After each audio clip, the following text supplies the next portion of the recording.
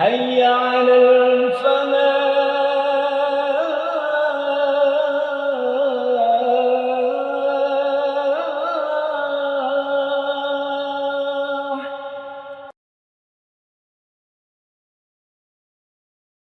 Assalamualaikum warahmatullahi wabarakatuh.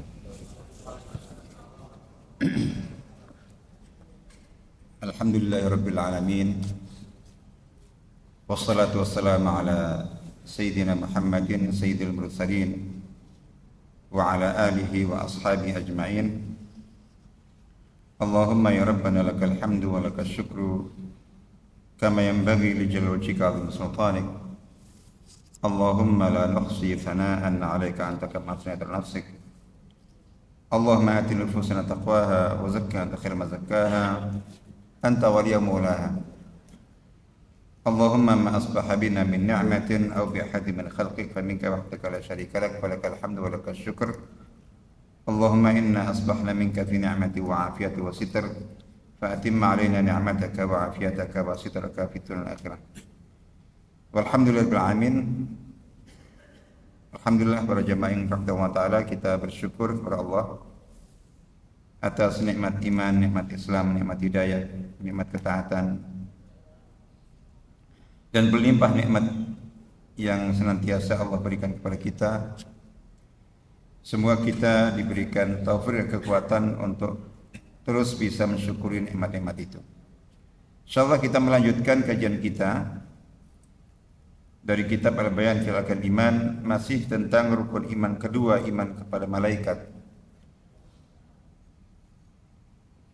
Dan kita sudah mulai dengan pembahasan tentang mengenal sifat-sifat malaikat. Saya ingatkan bahwa pentingnya kita memahami, mengenal malaikat dan mengenal sifat-sifatnya. Itu semuanya dalam rangka untuk mengamankan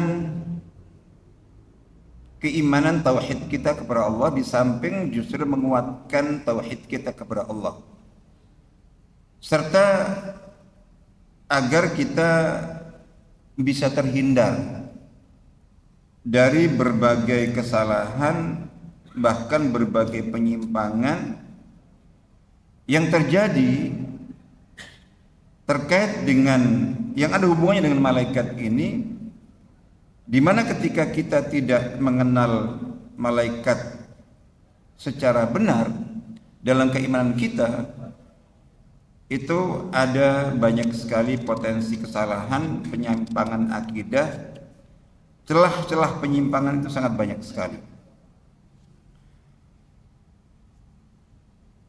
Di antara sifat malaikat disebutkan di sini bahwa anna lahum qadratan 'ala tasyakkul. Jadi malaikat itu memiliki kemampuan, diberi Allah Ta'ala kemampuan untuk berganti rupa dan tampilan. Dalam hal ini ada sisi kesamaannya dengan jin. Malaikat dan jin sama-sama makhluk gaib, dan juga sama-sama diberi Allah kemampuan untuk berganti rupa. Tapi yang berbeda adalah, di sini kita perlu mengenalnya.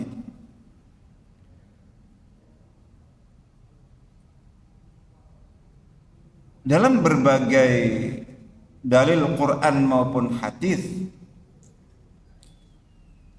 tampilnya malaikat bukan dalam wujud aslinya,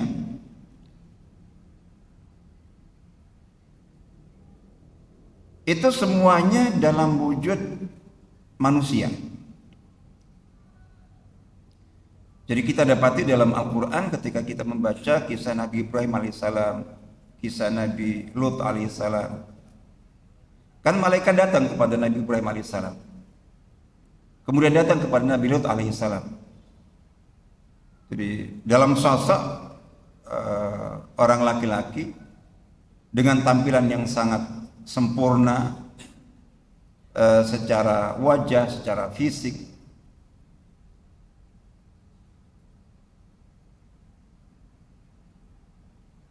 Dan ketika para malaikat itu datang dalam wujud manusia, itu semula Nabi Allah, Ulul Azmi, Nabi Ibrahim alaihissalam. Itu tidak tahu. Dikiranya ya tamu biasa saja. Makanya beliau sibuk menyiapkan hidangan.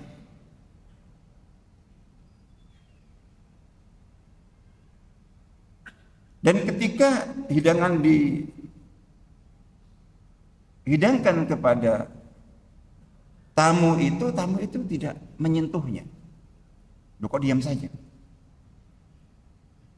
Yang terjadi pada pada Nabi Ibrahim alaihissalam itu sempat takut.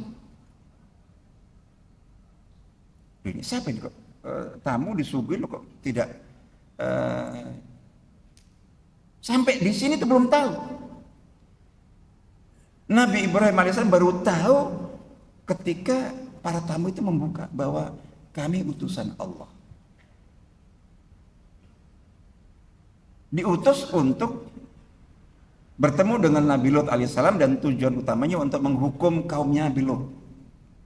Tapi mampir dulu ke Nabi Ibrahim alaihissalam.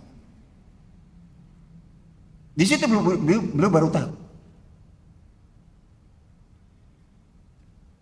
Salah satu pentingnya untuk kita memahami yang seperti ini, itu kita di tengah masyarakat sering sekali dengar.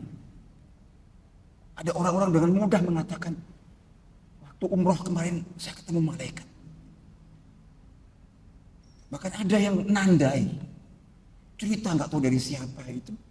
Kalau seseorang itu sering tuh.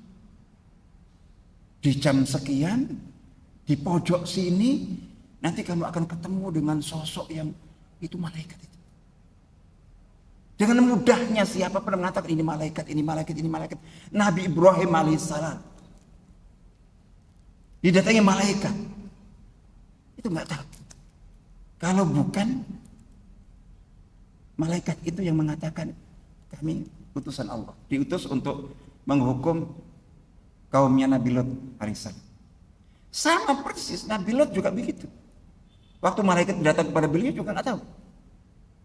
Beliau ngira ya tamu biasa.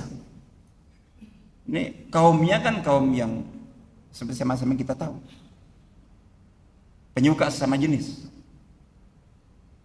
Dan rupanya disengaja. Jadi tamu-tamu malaikat ini itu tampil dalam wujud yang sangat ganteng, sempurna, laki-laki, pemuda. Masya Allah, kaumnya pada datang semuanya. Itu takut. Jangan ganggu tamu saya. Dikiranya ini manusia biasa. Beliau baru sadar ketika diberitahu, jangan takut. Mereka tidak akan bisa berbuat apa-apa. Kami utusan Allah. Baru tahu. Jadi, nah seperti ini itu jadi benteng bagi kita ketika kita memahami bagaimana sih malaikat itu. Jadi jadi perbedaannya, jin juga bisa memang tampil dalam wujud laki-laki, tapi siapa saja. Tapi kalau untuk malaikat, karena malaikat itu datang, jadi silakan baca dalam berbagai riwayat. Ketika jin itu tampil dalam sosok manusia, itu rata-rata konteksnya dalam rangka untuk mengganggu.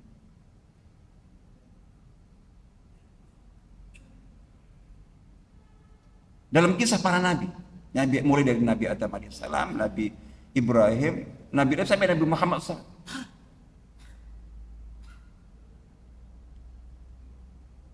Selain itu bahwa disebutkan yang lebih banyak jin itu beralih rupa. Itu dalam wujud beberapa makhluk Allah yang lainnya. Jadi anjing, kebanyakan anjing hitam, ular, kalajengking, dan lain-lain yang mungkin tampil dalam wujud yang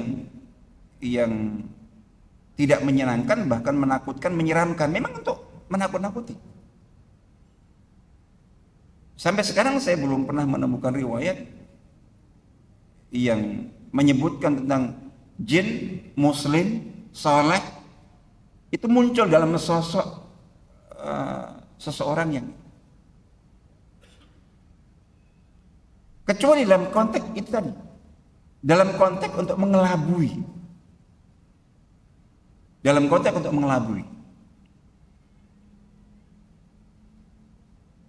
Baik.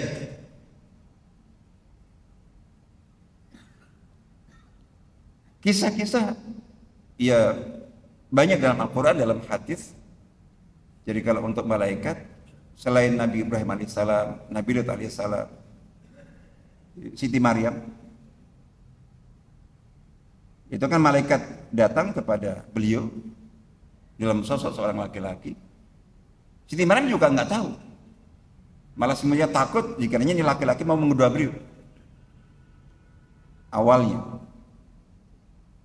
Dan begitu seterusnya dalam kisah Nabi SAW itu banyak, mulai beliau pertama kali menerima wahyu, Jibril alaihissalam kan juga tampil di Gua Hira itu dalam sosok seseorang yang membuat beliau takut. Itu bukan kok tampilannya menyeramkan, tapi kok ini siapa datang di tempat yang nggak biasa. Beliau berhari-hari, bermalam-malam, sudah lama sekali nggak ketemu siapapun.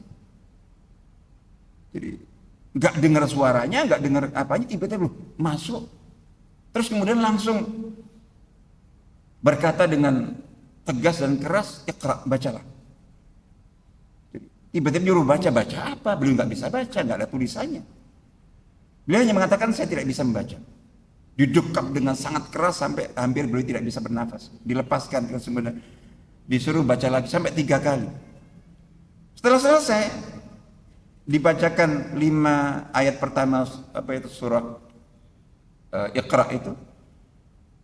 Setelah itu langsung pergi ngilang. Ini Gua Hira di atas bukit. Saya pernah sekali naik ke sana. Itu untuk sekarang saja sangat sulit kita membayangkan waktu itu kayak apa. Tiba-tiba udah ngilang. Nah, Nabi Muhammad SAW itu nggak pernah dengar cerita tentang Nabi, nggak pernah dengar cerita tentang malaikat. Yang beliau persepsikan yang seperti ini kemungkinannya jin. Sehingga langsung muncul rasa takut, langsung beliau berkemas, turun dan lari, ketakutan menemui Bunda Khadijah, minta diselimuti, gemetar gitu. Ketika mulai tenang, beliau mengatakan, "Saya takut terjadi apa-apa pada saya." Diceritakan yang beliau ambil, yang ada di persepsi beliau ini jin yang datang. Karena pemahaman besar tidak pernah ada wahyu, ada nabi, ada malaikat, nggak pernah dengar, nggak pernah tahu. Itu seperti itu. Selebihnya banyak. Nah, yang paling banyak tentu adalah bahwa kedatangan malaikat Jibril alaihissalam untuk menyampaikan wahyu. Jadi wahyu diterima oleh beliau yang paling ringan itu ketika Jibril alaihissalam datang dalam sosok manusia. Dan disebutkan dalam riwayat itu biasa. Jadi antara apakah beliau tampil dalam sosok wujud salah seorang sahabat, dan yang paling banyak itu malaikat Jibril alaihissalam itu datang ketika tampil dalam sosok seorang sahabat. Bukan kok malaikat Jibril itu masuk ke dalam jasadnya merasuki, tidak. Jadi sahabat itu ya ada di sana, tapi beliau tampil dalam sosok itu. Siapapun yang melihatnya ya dikiranya sahabat itu. Dan yang paling banyak itu ada salah seorang sahabat, di mana paling sering malaikat Jibril tampil dalam sosok beliau itu namanya Dihyah Al-Kalbi. Ini sahabat yang dikenal paling ganteng, paling kaya. Itu pernah Ibunda Ummu Salamah itu Nabi SAW didatangi malaikat Jibril dan sosok Dihyah Itu saat bersama ibunda Ummu Salamah. Jadi sehingga Nabi SAW menguji, siapa itu? Itu Dihya. Padahal itu malaikat Jibril. Tapi Nabi tidak beritahu. Ibunda Ummu Salamah baru tahu kalau ternyata itu bukan Dihya tapi malaikat Jibril. Itu setelah itu Nabi berkhutbah dan menceritakan baru saja didatangi oleh malaikat Jibril dalam sosok Dihya. Itu saya baru tahu. Nah, jadi karena seperti yang kita tahu bahwa malaikat itu diciptakan dari cahaya dan termasuk makhluk gaib dan level tingkat kegaibannya di atasnya jin. Kalau manusia tidak bisa melihat jin dalam sosok aslinya seperti yang Allah firmankan dalam surat Al-A'raf ayat 27 secara tegas bahwa innahu yarakum huwa qabiluhu min haitsu la tarawnahum. Jadi iblis, jin dan keturunannya itu bisa melihat kalian sementara kalian tidak bisa melihat mereka. Sehingga dari ayat ini Imam Asy-Syafi'i rahimahullah itu menegaskan barang siapa yang mengaku bisa melihat jin dalam wujud aslinya, sosok aslinya, maka dia adalah pembohong. Sehingga tidak boleh dia dijadikan sebagai saksi. Jadi kalau ada apa-apa butuh saksi itu nggak boleh. Orang yang mengaku melihat jin itu dijadikan saksi karena pasti pembohong. Allah menegaskan dalam Al-Quran tidak mungkin manusia bisa melihat jin terus dia bisa melihat jin. Loh kan ada orang-orang yang bisa melihat ini dan itu. Ini bukan orang itu yang bisa melihat jin. Cuman jinnya yang bisa menampilkan diri yang memungkinkan orang untuk orang bisa melihatnya. Baik bisa dilihat oleh semua orang atau bisa menampilkan diri hanya pada 1-2 orang. Karena tujuannya untuk mengganggu. Baik.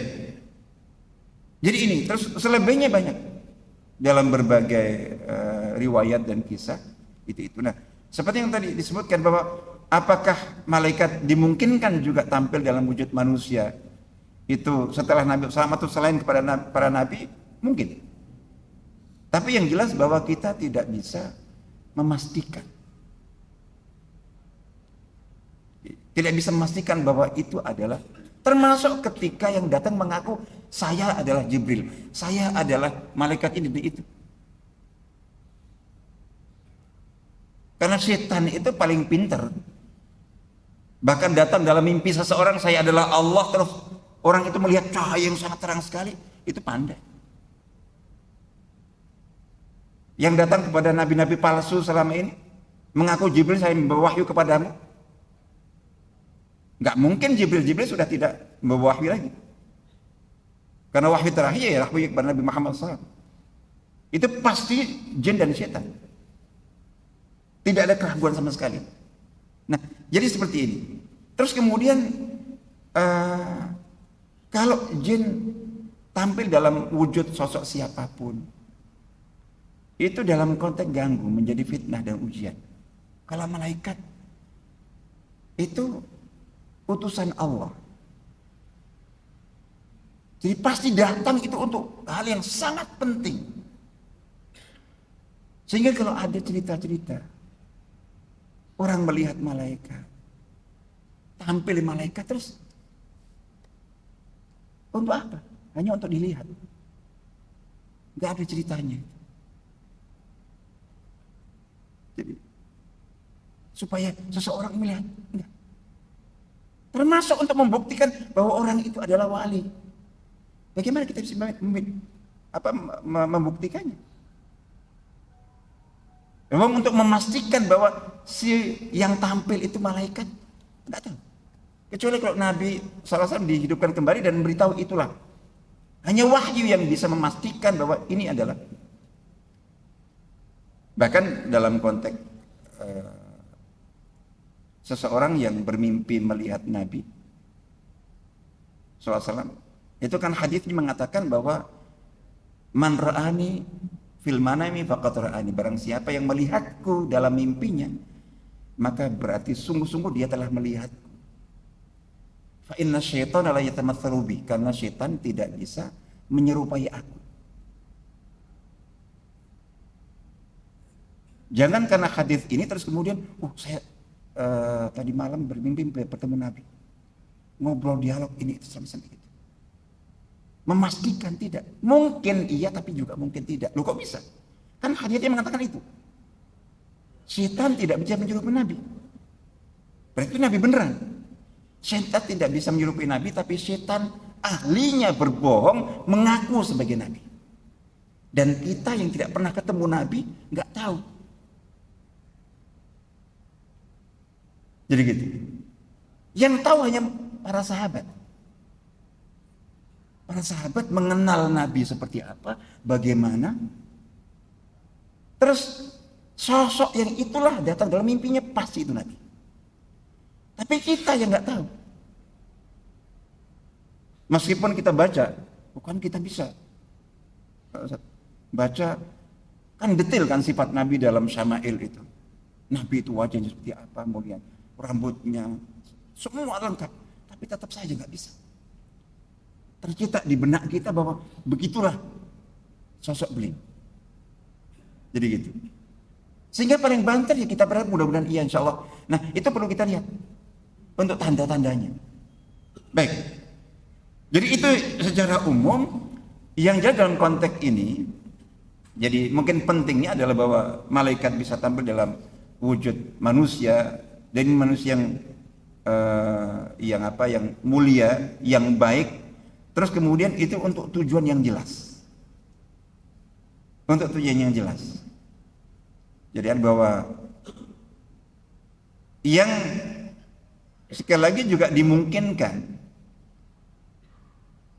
itu pada saat malaikat diutus Allah Ta'ala untuk membantu kaum muslimin dalam perang jihad melawan orang-orang kafir.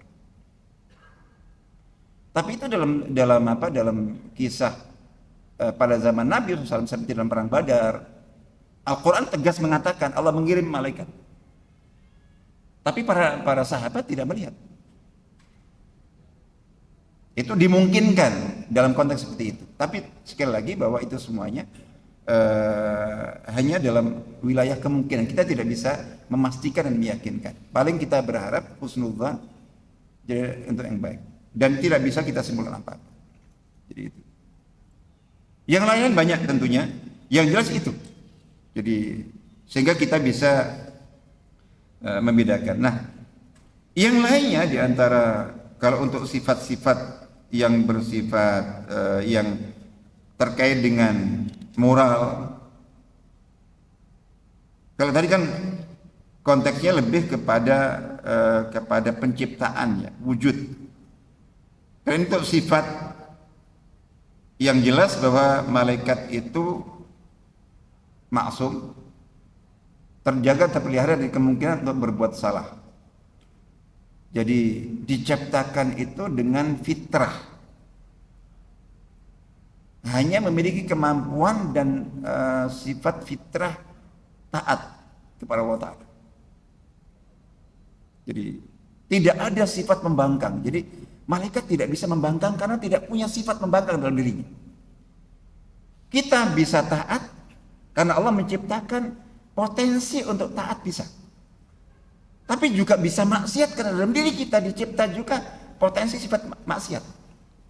Terus Allah menciptakan potensi kemampuan kita untuk menentukan, memilih, mau mengaktifkan potensi taat, kita bisa taat seperti sekarang ini misalnya kita dengar adzan subuh, langsung kita bersiap-siap menuju masjid, bahkan sebelum subuh kita sudah di masjid.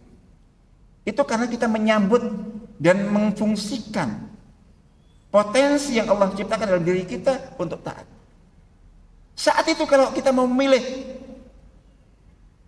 mengikuti suara potensi syahwat, jangan berangkat ngapain, tidur aja bahkan kemana, kita juga bisa. Tapi kita milih ini. Nah karena itu kemudian manusia akan dibalas. Jadi dibalas dengan balasan baik atas pilihan dia untuk taat. Padahal dia waktu itu bisa maksiat. Sebaliknya, orang yang bermaksiat itu milih dia untuk maksiat, padahal mestinya dia bisa taat. Malaikat Itu ada yang diciptakan sampai akhir zaman, nggak tahu kapan. Itu hanya sujud, rukuk, tasbih, tahmid, nggak pernah berhenti. Itu nggak ada balasan. Karena apa? Itu fitrah. Makanya nggak capek. Kalau kita rukuk, sujud, saya mungkin sujud 5 menit barangkali sudah bisa guling gitu. Malaikat mungkin jutaan tahun. Nggak ada.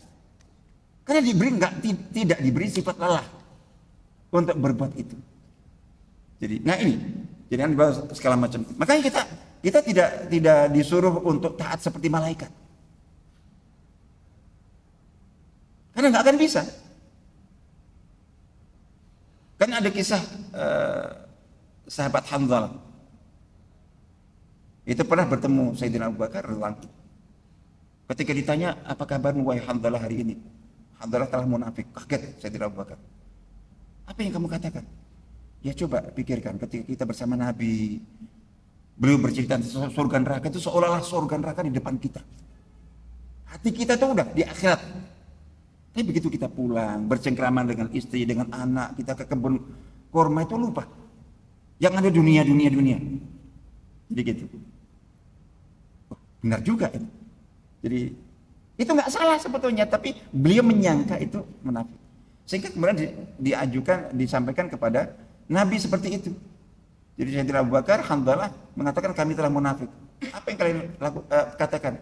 Yaitu ketika kami bersama engkau, itu seolah kami itu melihat surga neraka. Tapi ketika kami pulang itu kami lupa, lebih ingat dunia. Jadi beliau mengatakan, jadi ya Hanzalah, sa'a wa sa'a. Kalian itu manusia. Manusia itu dicipta dengan fitrah, dengan kesiapan, dengan potensi. Ya sesaat begini, sesaat begitu. Maksudnya sesaat begini, sesaat begitu. Sesaat itu bisa sangat dekat dengan akhirat. Tapi di saat lain itu juga dunia. Karena dalam diri kalian itu.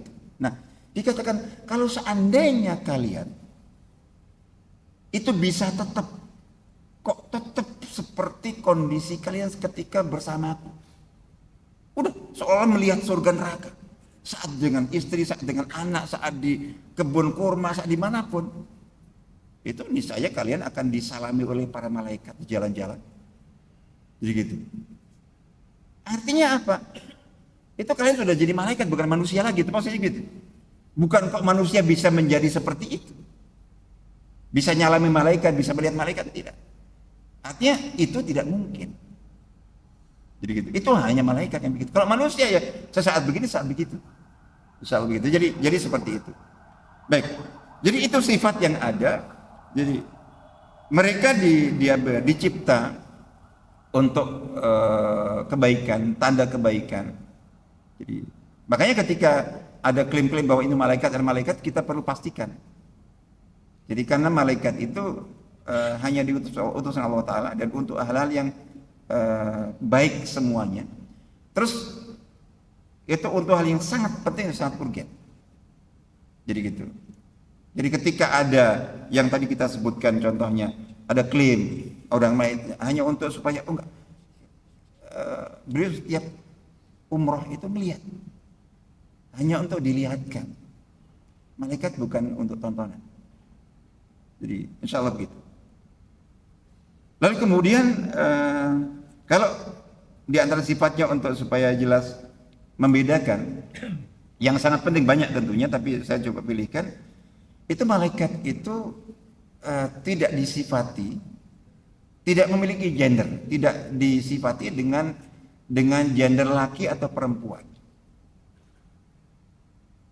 Jadi meskipun kalau bentuk katanya malakun itu dipakai kata ganti yang biasa untuk laki-laki. Jadi huwa, hum, bukan hiya atau hunna.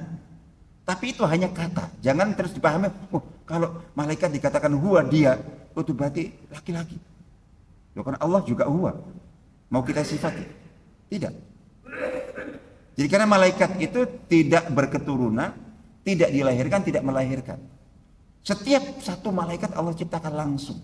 Semuanya dari cahaya.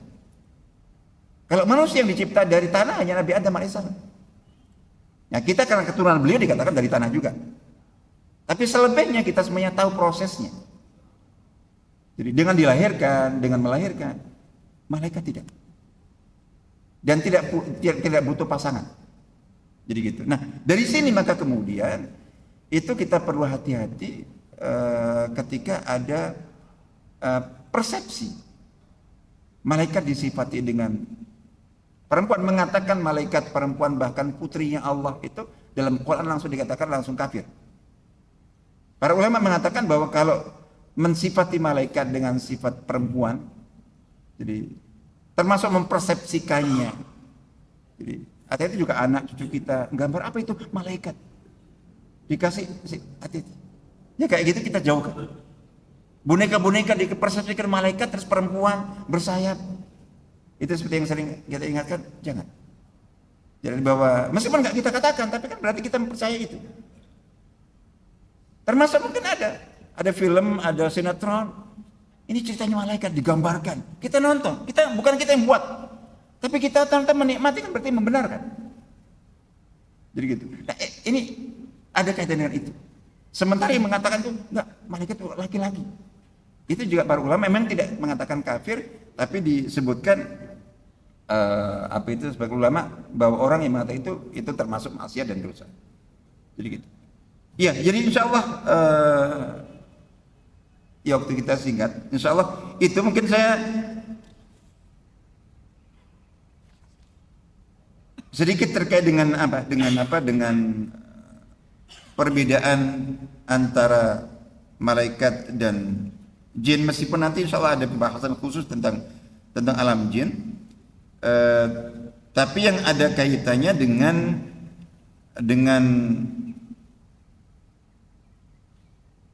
kalau malaikat itu merupakan utusan Allah dan diciptakan hanya untuk kebaikan, simbol kebaikan, untuk hal-hal yang serba baik. Kalau jin sebaliknya. Jadi kalau jin sebaliknya, jin itu sama dengan manusia dalam statusnya sebagai mukallaf,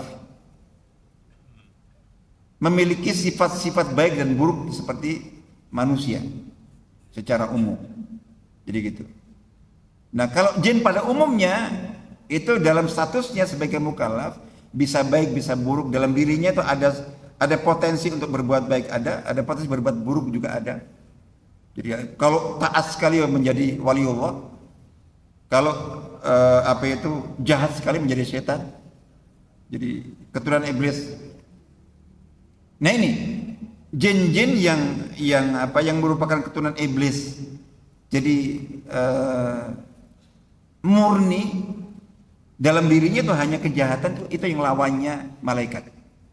Makanya yang disebutkan dalam hadis bahwa setiap orang itu dalam dirinya itu ada yang disebut qarin, pendamping, yang menyertai dia kemana saja. Qarin itu pendamping, menyertai dia kemana saja. Itu ada qarin dari malaikat, qarin dari jin. Ini maksudnya jin setan. Karena hanya untuk buruk. Kalau jin pada umumnya kan bisa diislamkan. Jadi itu tidak. Jadi qarin malaikat itu mendampingi dan apa ya? Mungkin kalau memberikan bisikan-bisikan yang baik-baik. Jadi memberikan motivasi yang baik-baik, dukung yang baik-baik. Nah, yang jin setan ini tuh yang buruk-buruk. Jadi itu seperti itu. Nah, saya kira itu mungkin beberapa hal nanti insya Allah akan kita dalam hubungannya dengan karena salah satu bagian yang sangat penting dari pembahasan kita alam malaikat ini nanti, agar kita supaya bisa lebih jelas membedakan malaikat dengan jin, karena banyak sekali celah-celah kesesatan, yaitu bagian dari ulah dan campur tangan jin. Tapi banyak manusia termasuk kaum muslimin yang mempersepsikan, menyangka itu dari malaikat. Dengan kita tahu bedanya, itu kita akan insyaallah tetap bisa menjaga kemurnian akidah kita. Insyaallah itu kita cukupkan. Gimana? Ada? Silakan. Ya. Bismillahirrahmanirrahim. Assalamualaikum warahmatullahi wabarakatuh. Waalaikumsalam. Dan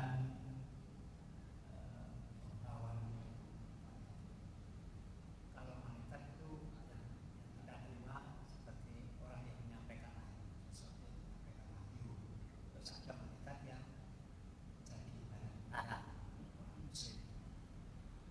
Apakah malaikat itu hanya satu fungsi, satu kebiasaan, dan satu macam saja? Sujud itu saja. Yang lain-lain apa yang tidak bisa. Dua, apakah malaikat itu